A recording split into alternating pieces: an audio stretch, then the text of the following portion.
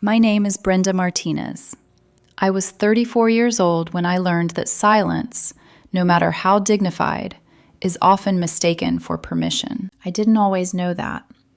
Back then, I still believed that family, real family, had limits, that even selfish people knew when to stop. I was wrong.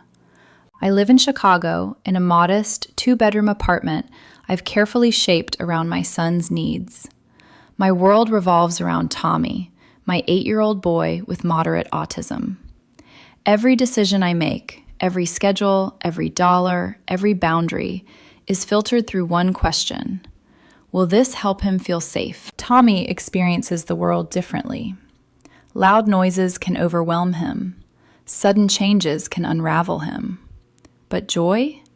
Joy comes easily. It blooms in small moments most people overlook. A spinning ceiling fan, a perfectly cut sandwich, a promise kept. So when my cousin Julia called to invite us to her wedding in Newport Beach, I hesitated, not because I didn't want to go, but because I knew how these things usually ended. Too many invitations come with invisible footnotes. Kids optional. Special circumstances discouraged. Maybe next time.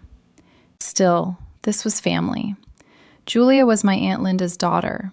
She'd grown up calling Tommy her little buddy, at least when it was convenient, so I said yes. When I told Tommy about the wedding, his reaction nearly broke me. "Really, Mommy?" he asked, jumping up and down, his hands flapping with excitement. "I can go?" "Yes," I said, laughing as he threw his arms around my neck. "You're invited." We spun around the living room, his laughter filling the space like sunlight. In that moment, he believed the world wanted him there. And for a while, I let myself believe it too. Before we flew to California, I prepared him carefully. We practiced sitting quietly. We whispered about wedding rules. I explained that sometimes people get emotional at ceremonies and that we should stay calm. He took it seriously, too seriously. On the day of the rehearsal, he sat beside me in the chapel, his small fingers curled tightly around mine. His face was solemn, focused, determined not to mess up. Halfway through the practice, I felt him relax. He smiled. Not a disruptive smile, not laughter, just that radiant, full-face happiness he gets when something feels right in his body. I squeezed his hand gently. We were quiet, still, perfectly behaved. And then Julia reached the altar. She stopped, turned, and screamed. "Excuse me. What is he doing here?" The air vanished from the room. Every head turned.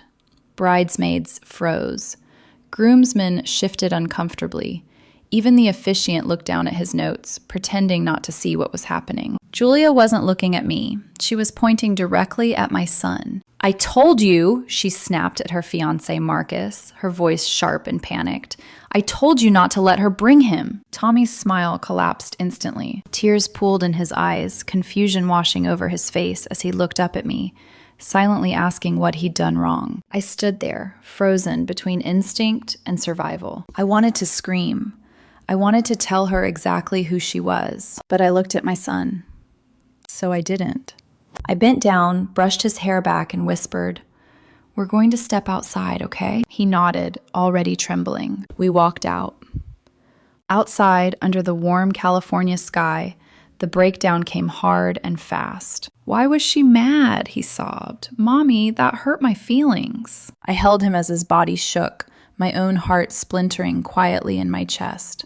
"Some people don't know how to be kind, sweetheart," I told him. "That's not your fault."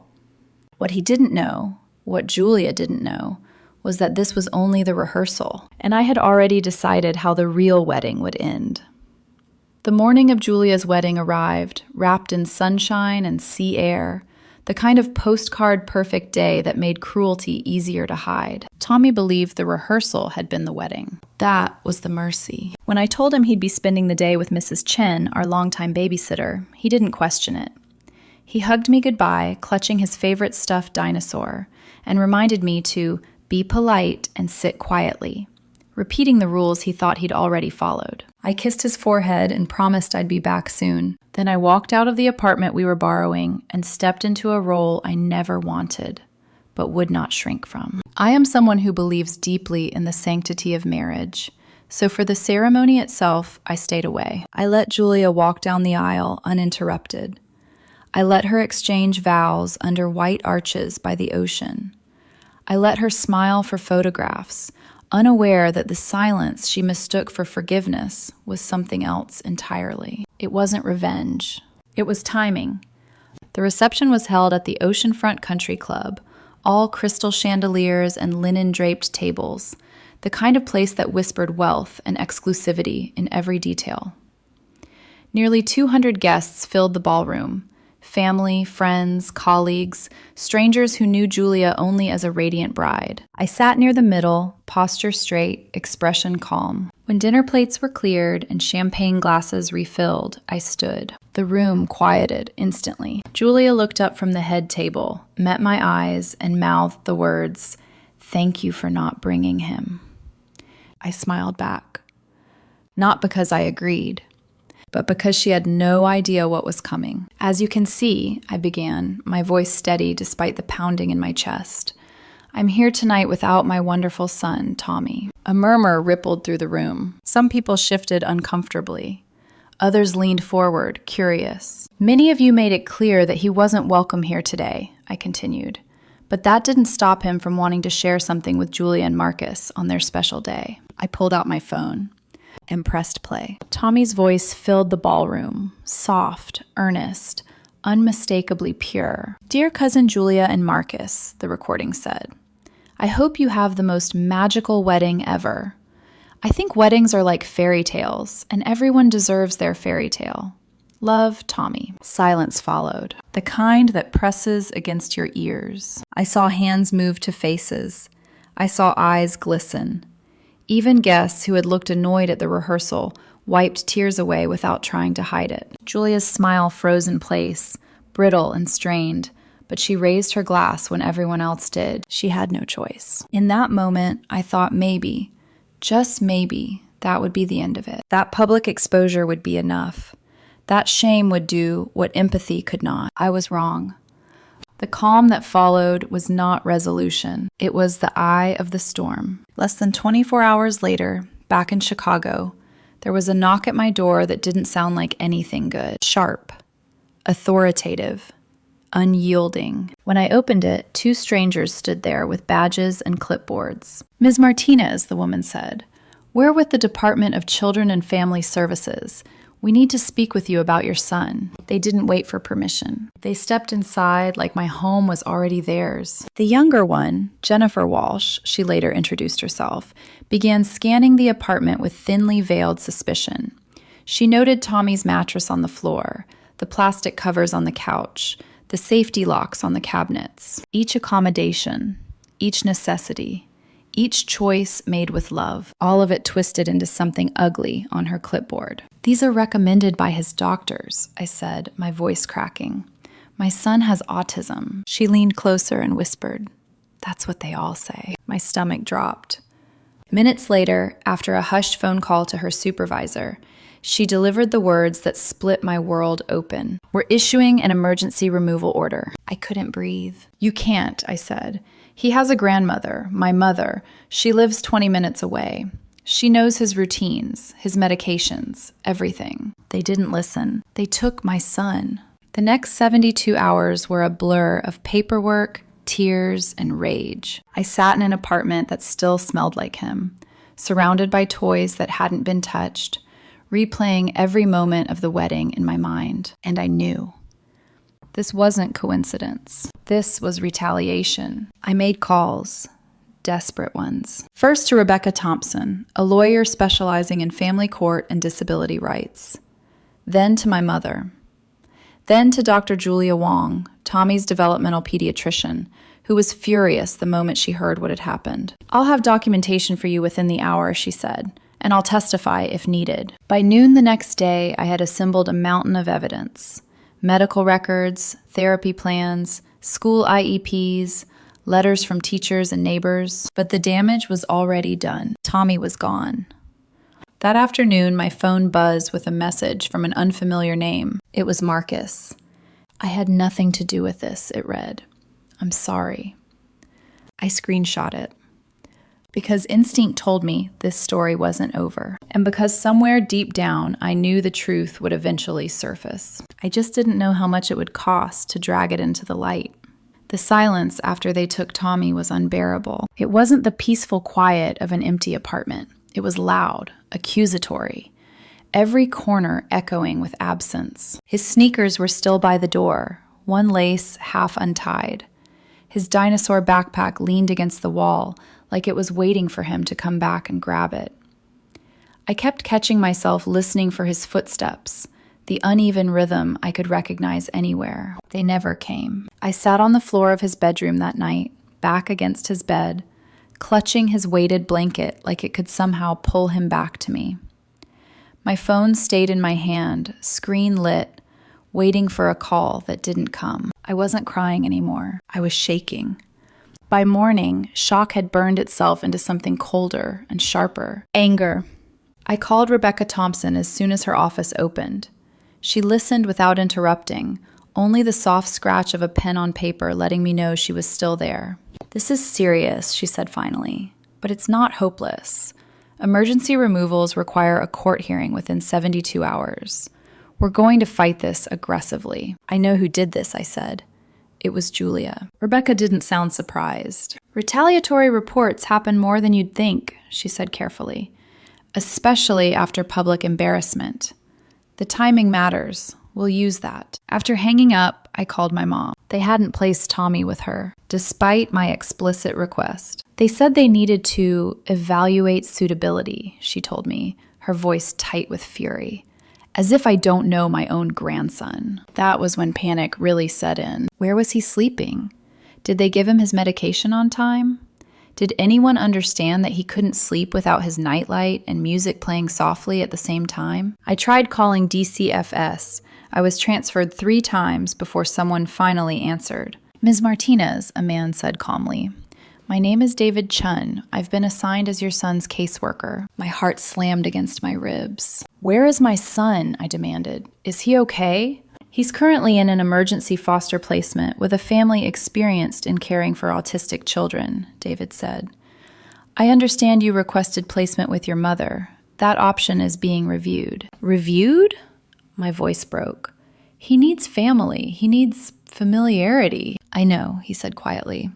"I've approved a supervised visit tomorrow at 2 p.m. at our downtown office." I sank onto the couch, barely able to hold the phone. "Thank you," I whispered. After the call, I forwarded everything to Rebecca. David's name, the visit time, every detail I could remember. "They'll be watching your interaction closely," she warned. "Be calm. Be natural. Don't mention Julia. Don't accuse DCFS of wrongdoing." That night, I didn't sleep. I lay on Tommy's floor, staring at the ceiling, replaying Julia's face at the altar, her panic, her rage, her smirk at the reception. And suddenly, my mom's voice echoed in my head. "I just spoke with your Aunt Linda," she'd said earlier. "Julia's been telling everyone Tommy had a meltdown at the rehearsal, that you couldn't control him." My stomach twisted violently. "She's lying," I said. "I know," Mom replied, "but she's telling it to anyone who will listen." That explained everything. The narrative had already been written by her. The next afternoon, I arrived at the DCFS office an hour early, clutching Squiggles, Tommy's soft blue octopus. The waiting room was gray and lifeless, filled with uncomfortable plastic chairs and faded posters about family reunification. When they finally brought Tommy in, I had to physically stop myself from running. He looked smaller, tired. Dark circles shadowed his eyes. But the moment he saw me, his face transformed. "Mommy!" He launched himself into my arms, burying his face in my neck like he was afraid I'd disappear again. I held him so tightly my arms ached. "I missed you," I whispered. "I missed you so much." He talked nonstop, words tumbling over each other, about the strange house, the foster mom who cut his sandwiches wrong, the lights that stayed on too long at night. "I want to go home," he sobbed as they pulled him away at the end of the visit. I want my mommy. I broke in the parking lot afterwards, sobbing into the steering wheel until my chest hurt. That evening, Dr. Wong's email arrived. Her letter was fierce and unequivocal. These accommodations are medically necessary, she wrote. They reflect informed, attentive parenting, not neglect. I forwarded it to Rebecca immediately. Then my phone rang again. My mom. They're doing a home inspection tomorrow, she said, to see if I can take Tommy temporarily. Relief flooded me, followed immediately by dread. They also mentioned additional concerns, she added carefully. I closed my eyes. From Julia, I said flatly. There was no denial. That night, I did something Rebecca had warned me not to do. I called Julia. To my shock, she answered. What do you want, Brenda? She said coolly. Why are you doing this? I asked. Why are you trying to take my son? She laughed. I'm not doing anything, she said. I'm expressing legitimate concerns. That child needs professional help, not your excuses. He has doctors, therapists, specialists. And he still can't behave in public, she cut in. The rehearsal proved that. He was quiet until you screamed at him. That's not how I remember it, she said smugly. And neither do my guests. That was when it hit me. She wasn't alone. She was recruiting witnesses. I hung up without another word and immediately called Rebecca, who told me exactly what I already knew. Do not contact her again, she said. Document everything. The hearing is tomorrow. I spent the rest of the night writing a detailed timeline, my hands trembling as I typed. This wasn't just about a wedding anymore. This was about whether the truth would survive long enough to matter. The courthouse in downtown Chicago looked nothing like the movies. There were no sweeping marble staircases or dramatic echoes, just fluorescent lights, scuffed floors, and the quiet hum of people waiting for decisions that would fracture or mend their lives. Rebecca met me outside the courtroom, wearing a navy suit and a calm expression I desperately needed to borrow. We're prepared, she said, squeezing my arm. You've done everything right. I nodded, though my stomach felt hollow. As we walked down the hallway, I saw Julia. She was seated on a bench with an older woman I didn't recognize, her posture perfect, her expression serene. When her eyes met mine, she smirked, just slightly, like this was all a game she was enjoying. The hearing room was smaller than I expected. Judge Harrison Williams sat at the front, flipping through documents with practiced efficiency. He didn't look up when we entered. Rebecca laid out our case carefully. Medical records, therapy reports, letters from Dr. Wong, Principal Catherine Davis, and our neighbor Madison, who worked as a special education teacher and had known Tommy for years. These accommodations, Rebecca said firmly, are evidence-based and medically recommended. They are not neglect. They are the opposite. Then Jennifer Walsh, the caseworker who'd first inspected my apartment, was called to testify. She described my home in clinical language. The mattress on the floor, the plastic covers, the locked cabinets. And what training do you have in autism spectrum disorders? Rebecca asked. Jennifer hesitated. Limited. Did you consult with any autism specialists before determining these accommodations were inappropriate? No. Rebecca nodded once. Thank you. Dr. Wong's testimony followed via phone. Her voice was steady, authoritative. I have been Tommy's developmental pediatrician for 5 years, she said. Ms. Martinez has gone above and beyond. These modifications are essential to his well-being. For the first time, I felt something close to hope. Then the DCFS attorney called their next witness, Julia. She walked to the front, composed and concerned, as if she were the victim here. She described the rehearsal as chaotic, claimed Tommy had been disruptive, alleged I'd handled him roughly. I feared for his safety, she said softly. I only called DCFS because I care. Rebecca's cross-examination was surgical. You called DCFS less than 24 hours after Ms. Martinez played a recording of Tommy at your wedding reception, she said. Correct? Julia shifted. The timing is coincidental. And you described the wedding as adults only? Yes. Yet there were multiple children present. Julia flushed. They knew how to behave. So you excluded one child, Rebecca said calmly, because of his disability. The room went still. Judge Williams frowned. After closing statements, the judge called a recess. 20 minutes stretched like hours. When he returned, his decision was clear. "I am dismissing the emergency removal order," he said. "There is no indication of neglect." Relief crashed over me so hard I nearly collapsed. "But," he continued, "I am ordering a follow-up home visit with a developmental specialist. Until then, Tommy will be placed with his grandmother." It wasn't everything, but it was enough. As we left the courtroom, Julia brushed past me. "This isn't over," she hissed. Rebecca's voice cut through the air. "Actually, it is, and if you make another false report, we will pursue harassment charges." That afternoon, I picked Tommy up from the foster home. He clung to me cautiously at first, as if afraid I'd vanish again. "We're going to Grandma's," I promised, "and I'll be there every day." That night, he woke crying from a nightmare. "The mean lady took me away again," he whispered. I held him until he slept. Tomorrow, the specialist would come, and this time, the truth would be watching, too. The morning of the specialist's visit felt heavier than the court hearing. Courtrooms had rules, procedures, a structure I could lean on. This was someone stepping into our private life again, deciding whether our normal was acceptable. I woke before dawn at my mom's house, lying on the air mattress beside Tommy's bed, listening to his breathing. Even asleep, his body stayed tense, like he was bracing for something to go wrong. I brushed his hair back gently. "You're safe," I whispered, though part of me needed to hear it too. My mom was already in the kitchen when I came out, lining up Tommy's medications with military precision. She hadn't slept much either. "She doesn't scare me," she said, referring to the autism specialist. "But I don't like anyone having that much power over you or him." Neither did I. By 9 a.m., we were back at my apartment, the place that had been transformed into a crime scene by ignorance once already.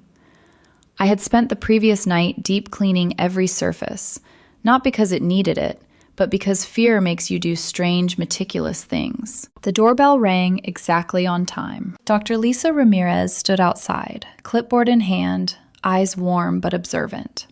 She wasn't rushed. She didn't scan the room like she was hunting for flaws. She smiled at Tommy and knelt to his level. "Hi," she said gently. "I'm Lisa. I hear you like dinosaurs."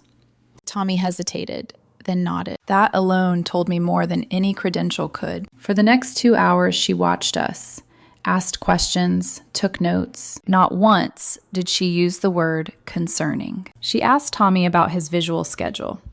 She observed how he used his sensory corner when he felt overwhelmed. She asked me why I arranged furniture the way I did, and actually listened when I explained. "This makes sense," she said, more than once. When she finally stood to leave, she met my eyes. "You've created a very supportive environment," she said. "My report will reflect that." I exhaled for the first time in days. That afternoon, my phone buzzed with an unfamiliar number. "Check your email. You need to see this." The email contained a video file. No subject, no explanation. I clicked play. The footage was shaky, clearly recorded from a phone at a nearby table during the wedding reception. It showed my toast, Tommy's voice filling the room, the guests' reactions. But then, after the applause faded, the camera stayed rolling. Julia leaned toward a group of guests, her face twisted with anger. She pointed in my direction, speaking animatedly. Then she pulled out her phone, typed quickly, and showed the screen to the woman beside her. The timestamp read 9:47 p.m. My stomach dropped. I checked my DCFS paperwork. The initial report had been logged at 9:52 p.m. 5 minutes later, I forwarded the video to Rebecca immediately. "This is proof. She made the call from the reception." Her reply came fast. "Perfect. Do you know who sent this?" I stared at the unknown number again and typed back. "Thank you. Who is this?" The response took longer. "Marcus, Julia's husband. I tried to stop her," he wrote. "I'm sorry." 3 days later, Dr. Ramirez's report came in. It was, "My home was ideally suited for Tommy's developmental needs. Our bond was described as secure, nurturing, and appropriately responsive. There were no concerns. None." That afternoon, David Chun called. "Based on the specialist's assessment," he said, "we're closing the case. Tommy can return home immediately." I pressed my hand over my mouth as tears finally spilled over. "Thank you." There was a pause. "Off the record," David added quietly, I'm sorry this was handled the way it was initially. The first caseworker should have recognized those accommodations for what they were. That night, back in our apartment, Tommy stood in the doorway of his room like he wasn't sure it was real. Is this for always? He asked. Yes, I said, kneeling to hug him. For always. 2 months later, we attended a family barbecue at my cousin William's house. I almost didn't go, but something in me refused to hide anymore. Tommy clung to my hand at first, scanning the crowd nervously. Then Maria's daughter, who had Down syndrome, ran up and grabbed his wrist. "Come see the kiddie pool," she said brightly. "It has floating ducks." He hesitated, looked back at me, then smiled, and went. I watched him play, stim, laugh, unapologetically himself, while the other kids asked questions instead of staring. Someone handed me a drink. It was Marcus. "He looks happy," he said quietly. "He is," I replied. Julia wasn't there. I heard later she'd been warned formally about making false reports, that her friendships had cooled, that people remembered the video. I didn't need revenge. The truth had already done its work. Tommy came running back to me, water dripping from his sleeves, joy written all over his face. "Mommy," he said proudly, "they like me." I hugged him close. "So do I whispered, "more than anything." Coming home didn't feel like an ending. It felt like learning how to breathe again after being underwater for too long. The first night back in our apartment, Tommy didn't want to sleep in his bed. He insisted on lining up his dinosaurs first, every single one, carefully arranged from biggest to smallest, tails facing the same direction. I sat cross-legged on the floor beside him, watching his hands move with renewed certainty, as if reclaiming the space, piece by piece. "This is where Rex goes," he said softly. "He guards the door." "That's a very important job," I replied. When he finally crawled into bed, he patted the mattress beside him. "You can stay until I fall asleep." So I did. I stayed long after his breathing slowed, listening to the familiar rhythm, letting the normal sounds of our home, pipes humming, a car passing outside, anchor me back into reality. The next morning, sunlight poured through the blinds, and for the first time in weeks, the light didn't feel threatening. It felt earned. Life didn't snap back into place overnight. It stitched itself together, slowly, deliberately. DCFS officially closed the case 3 days later. The letter arrived in a plain white envelope, clinical in tone, almost dismissive in how little space it gave to the damage done. But I didn't need the words to be poetic. I needed them to be final. They were. Rebecca called to confirm that there would be no follow-up actions required from my end. No monitoring, no additional visits. "You did everything right," she said. "And if Julia ever tries anything like this again, you have grounds for a civil case." "I don't think she will," I replied. I meant it. Because consequences don't always look like handcuffs or court dates. Sometimes they look like doors quietly closing. Over the following weeks, the family dynamics shifted in ways that couldn't be undone. My Aunt Linda stopped calling. When she did see me at extended family gatherings, she was polite but distant, like someone who realized too late that they'd backed the wrong person and didn't know how to apologize without admitting fault. Julia's name came up less and less. When it did, the tone had changed. People remembered the video. They remembered the timing. They remembered how quickly things escalated and how quickly they collapsed once the truth surfaced. She wasn't invited to everything anymore. She noticed. Marcus called once. Just once. "I wanted you to know," he said, voice low and exhausted. "I'm in counseling, alone." I didn't ask questions. "I'm glad," I said simply. And I meant that too. Healing doesn't require reconciliation. It requires boundaries. Tommy returned to school a week later, nervous but eager. His teacher greeted him like he'd never been gone. His classmates welcomed him back with the uncomplicated honesty of children who hadn't been taught how to exclude yet. That afternoon, he came home waving a piece of paper. "I told them about my dinosaurs," he said proudly, "and they listened." I pinned the drawing to the fridge, not because it was perfect, but because it was proof. 2 months after everything settled, we were invited, really invited, to another family gathering. No qualifiers, no conditions. I almost declined.